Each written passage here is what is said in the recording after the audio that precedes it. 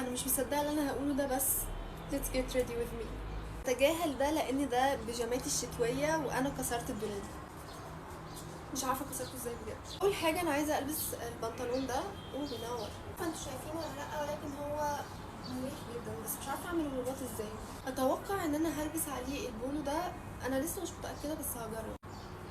بصوا كده يعني بصراحه مش حاسه ان هو في حاجه غلط ولا ايه، ولا انا اللي عبيطه ولا ايه، انا مش عارفه.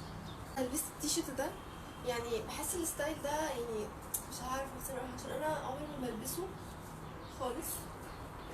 لايق عليا. بالمناسبه هما الاتنين من نفس البيج، لو انتوا عايزين تعرفوا انا جايباهم منين قولولي وانا هقولكم.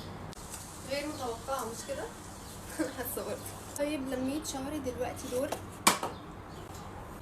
الاكسسوارز. هبدا بالحلق، عندي تو اوبشنز، ده وده، يعني بجد هما الاتنين تحفه اصلا.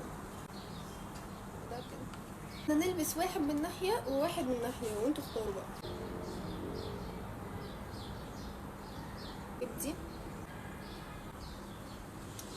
ايه رايكم؟ تحفه. ايه ده بقى؟ انهي واحد؟ حاسه ده عاجبني اكتر.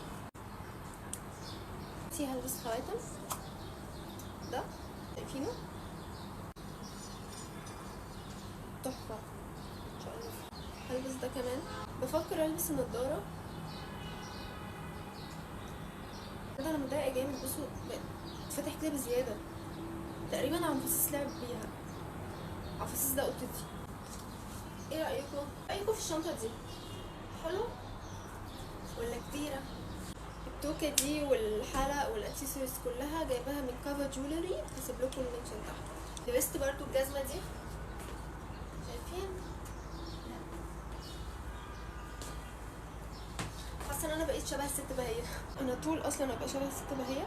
بصوا هحط المخمريه دي، ريحتها تحفه. انا مبقتش بستعمل غيرها من موراكن سيكريت. لو عايزين برضو المنشن بتاع البيج قولولي وانا هديهم. هو بجد سيء جدا، فانا بحط نقطه صغيره بس كده. انا كده يعتبر زودت اصلا. الجزء ده هو اللي حلو، كان ليب جلوس شفاف. حاسه ان انا عايزه اغير الشنطه عشان هي كبيره، اللي هو على سني يعني.